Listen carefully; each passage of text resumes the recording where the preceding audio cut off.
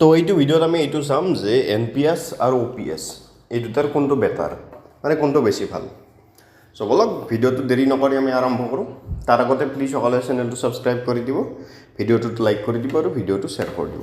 আৰু যদি আপোনালোকে গভৰ্ণমেণ্ট এমপ্লয়িজ গ্ৰুপত এড হ'ব বুলি ভাবে তেন ডেছক্ৰিপশ্যনত লিংক এটা আছে, তাত ক্লিক কৰি সেই গ্ৰুপটোত এড হ'ব পাৰে। ধন্যবাদ। বলক। पुरानी पेंशन योजना या न्यू पेंशन स्कीम, दोनों में से कौन बेहतर है? देश के कई राज्यों में यह बहस चल रही है। सरकारी कर्मचारी पुरानी पेंशन योजना को बहाल करने की मांग जबरदस्त तरीके से कर रहे हैं। इन कर्मचारियों की दलील है कि ओल्ड स्कीम नई पेंशन योजना के मुकाबले अच्छी है। कई राज्यों में तो पुरानी पेंशन योजना को लागू कराने के लिए आंदोलन तक चल रहे हैं। OPS के लिए सरकारी कर्मचारी एक मंच पर आने लगे हैं। दरअसल पुरानी पेंशन योजना खत्म होने के बाद सरकार ने नई पेंशन योजना लागू की। इसके तहत ही नए कर्मचारियों की नियुक्ति की गई। इन कर्मचारियों का तर्क है कि नई योजना में पुरानी स्कीम के मुकाबले बहुत कम फायदे मिलते हैं।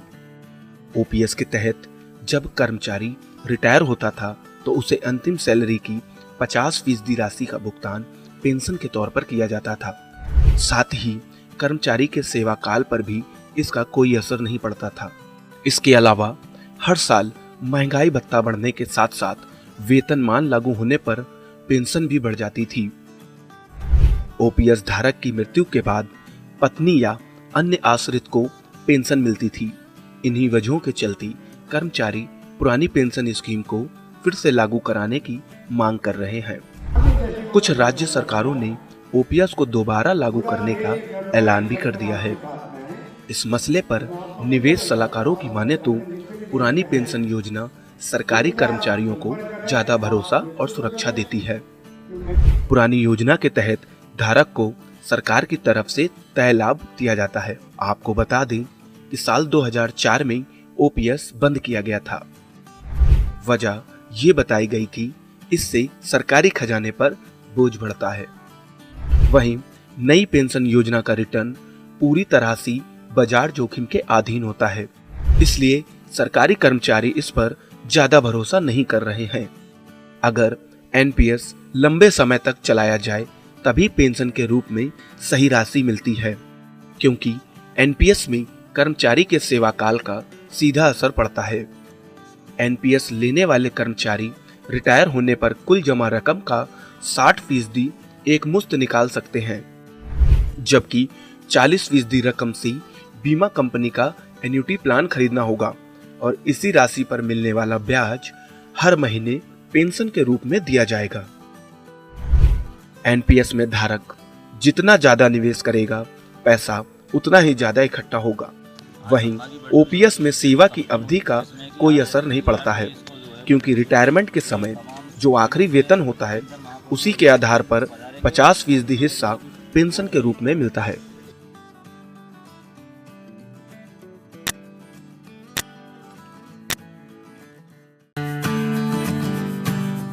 पुरानी पेंशन योजना या न्यू पेंशन स्कीम, दोनों में से कौन बेहतर है? देश के कई राज्यों में यह बहस चल रही है। सरकारी कर्मचारी पुरानी पेंशन योजना को बहाल करने की मांग जबरदस्त तरीके से कर रहे हैं। इन कर्मचारियों की दलील है कि ओल्ड स्कीम नई पेंशन योजना के मुकाबले अच्छी है। कई राज्यों में तो पुरानी पेंशन योजना को लागू कराने के लिए आंदोलन तक चल रहे हैं। OPS के लिए सरकारी कर्मचारी एक मंच पर आने लगे हैं। दरअसल पुरानी पेंशन योजना खत्म होने के बाद सरकार ने नई पेंशन योजना लागू की। इसके तहत ही नए कर्मचारियों की नियुक्ति की गई। इन कर्मचारियों का तर्क है कि नई योजना में पुरानी स्कीम के मुकाबले बहुत कम फायदे मिलते हैं। OPS के तहत जब कर्मचारी रिटायर होता था तो उसे अंतिम सैलरी की 50% राशि का भुगतान पेंशन के तौर पर किया जाता था। साथ ही कर्मचारी के सेवा काल पर भी इसका कोई असर नहीं पड़ता था। इसके अलावा हर साल महंगाई भत्ता बढ़ने के साथ साथ वेतनमान लागू होने पर पेंशन भी बढ़ जाती थी। OPS धारक की मृत्यु के बाद पत्नी या अन्य आश्रित को पेंशन मिलती थी। इन्हीं वजहों के चलते कर्मचारी पुरानी पेंशन स्कीम को फिर से लागू कराने की मांग कर रहे हैं। कुछ राज्य सरकारों ने ओपीएस को दोबारा लागू करने का ऐलान भी कर दिया है। इस मसले पर निवेश सलाहकारों की माने तो पुरानी पेंशन योजना सरकारी कर्मचारियों को ज्यादा भरोसा और सुरक्षा देती है। पुरानी योजना के तहत धारक को सरकार की तरफ से तय लाभ दिया जाता है। आपको बता दें कि साल 2004 में ओपीएस बंद किया गया था। वजह ये बताई गई थी इससे सरकारी खजाने पर बोझ बढ़ता है। वहीं नई पेंशन योजना का रिटर्न पूरी तरह से बाजार जोखिम के अधीन होता है, इसलिए सरकारी कर्मचारी इस पर ज्यादा भरोसा नहीं कर रहे हैं। अगर एनपीएस लंबे समय तक चलाया जाए तभी पेंशन के रूप में सही राशि मिलती है, क्योंकि एनपीएस में कर्मचारी के सेवा काल का सीधा असर पड़ता है। एनपीएस लेने वाले कर्मचारी रिटायर होने पर कुल जमा रकम का 60% एक मुश्त निकाल सकते हैं, जबकि 40% रकम से बीमा कंपनी का एन्युटी प्लान खरीदना होगा और इसी राशि पर मिलने वाला ब्याज हर महीने पेंशन के रूप में दिया जाएगा। एनपीएस में धारक जितना ज्यादा निवेश करेगा, पैसा उतना ही ज्यादा इकट्ठा होगा। वहीं ओपीएस में सेवा की अवधि का कोई असर नहीं पड़ता है, क्योंकि रिटायरमेंट के समय जो आखिरी वेतन होता है उसी के आधार पर 50% हिस्सा पेंशन के रूप में मिलता है।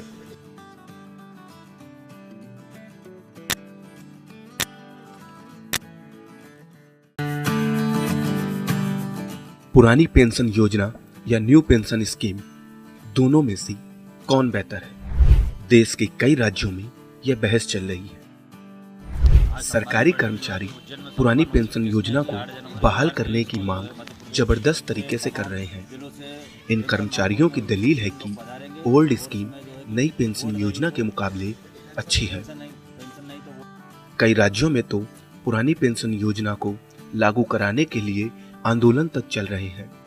ओपीएस के लिए सरकारी कर्मचारी एक मंच पर आने लगे हैं। दरअसल पुरानी पेंशन योजना खत्म होने के बाद सरकार ने नई पेंशन योजना लागू की। इसके तहत ही नए कर्मचारियों की नियुक्ति की गई। इन कर्मचारियों का तर्क है कि नई योजना में पुरानी स्कीम के मुकाबले बहुत कम फायदे मिलते हैं। ओपीएस के तहत जब कर्मचारी रिटायर होता था तो उसे अंतिम सैलरी की 50% राशि का भुगतान पेंशन के तौर पर किया जाता था। साथ ही कर्मचारी के सेवा काल पर भी इसका कोई असर नहीं पड़ता था। इसके अलावा हर साल महंगाई भत्ता बढ़ने के साथ साथ वेतनमान लागू होने पर पेंशन भी बढ़ जाती थी। ओपीएस धारक की मृत्यु के बाद पत्नी या अन्य आश्रित को पेंशन मिलती थी।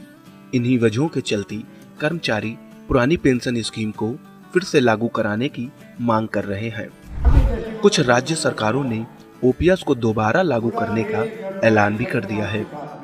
इस मसले पर निवेश सलाहकारों की माने तो पुरानी पेंशन योजना सरकारी कर्मचारियों को ज्यादा भरोसा और सुरक्षा देती है।